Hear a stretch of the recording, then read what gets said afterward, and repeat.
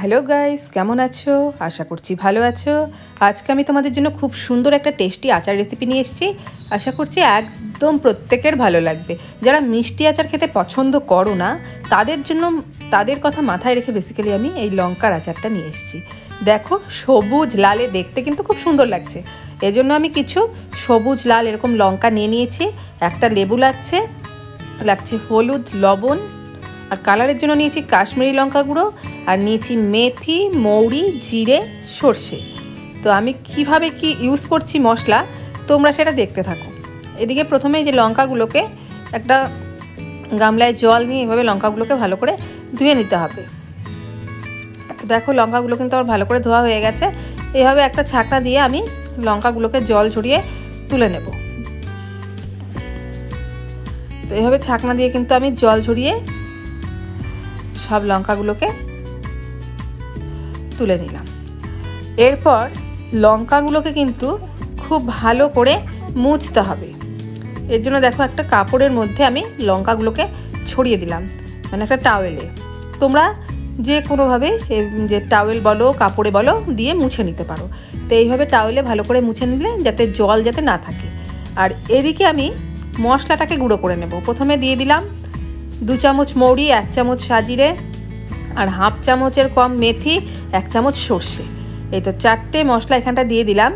দিয়ে নেড়ে চেড়ে খুব ভালো করে ভাজা করে নিতে হবে, মানে যতক্ষণ না পর্যন্ত একটা সেন্ট বের হয়।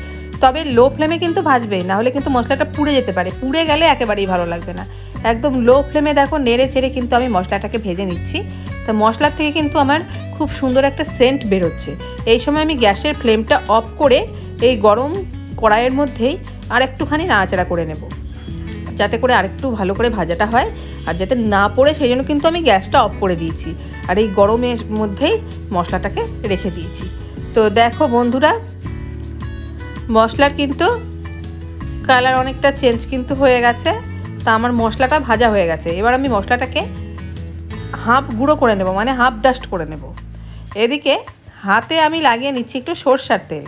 এইভাবে সরষের তেল লাগানোর কারণটা হলো, লঙ্কাগুলোকে কিন্তু মাঝখান থেকে আমি একটা কেচি নিয়ে নিয়েছি। কেচি দিয়ে এইভাবে মাঝখান থেকে কেটে দেব। যেহেতু লঙ্কাগুলোকে কাটতে হবে, তা হাতে যাতে ঝাল না লাগে সেই জন্য কিন্তু আমি এখানটায় নিয়ে নিয়েছি, মানে হাতে সরষের তেল মেখে নিয়েছি। এইভাবে প্রত্যেকটা লঙ্কা কিন্তু তোমরা হাফ করে কেটে দেবে। দেখো, লঙ্কা সব হাফ করে কাটা হয়ে গেছে। আর আমি লেবুটা রস করে নিয়েছিলাম।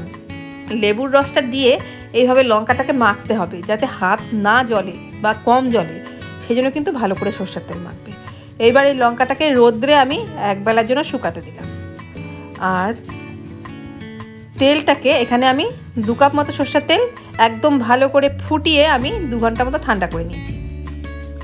আর ওই সরষের তেল ঠান্ডা করে নেওয়ার পর ওতে আমি লবণ, হলুদ আর দিয়ে দিচ্ছি কাশ্মীরি লঙ্কা গুঁড়ো কালারের জন্য।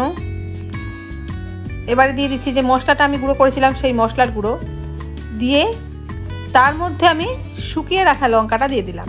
লঙ্কা কিন্তু বেশি শুকাবে না, একবেলা শুকালেই যথেষ্ট। সকালে দিয়েছি আমি, বিকেলেই কিন্তু আচার বানিয়ে ফেললাম। তো ওই মশলার মধ্যে কিন্তু আমি ভালো করে যে লেবু মাখানো লঙ্কাগুলো দিয়ে দিলাম। দিয়ে খুব ভালো করে একটুখানি হাত দিয়ে একটু মেখে নিলাম। তো দেখো বন্ধুরা, মশলা মাখানোর পর কতটা সুন্দর লাগছে দেখতে, আর যা সুন্দর একটা সেন্ট বেরিয়েছে না বন্ধুরা। এই দেখো, এবার আমি এটাকে ভালো করে নাড়াচাড়া একটু করে এই প্লাস্টিকের বয়ামটা আমি ভরে নেব। আমার কাছে এই প্লাস্টিকের বয়ামটা ছিল, সেটাতেই ভরলাম। তো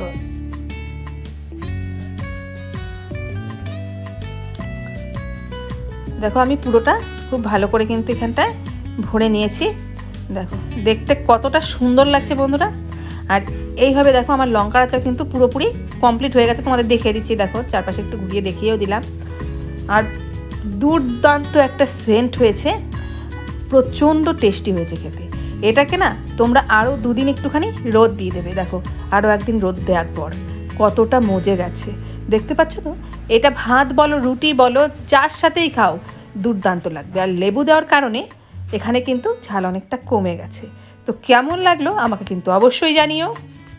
আর আমার চ্যানেলের ভিডিওগুলোকে আরও বেশি করে সবার কাছে শেয়ার করে দিও। কমেন্ট করে দিও, সাবস্ক্রাইব করে দিও। সবাইকে অসংখ্য ধন্যবাদ।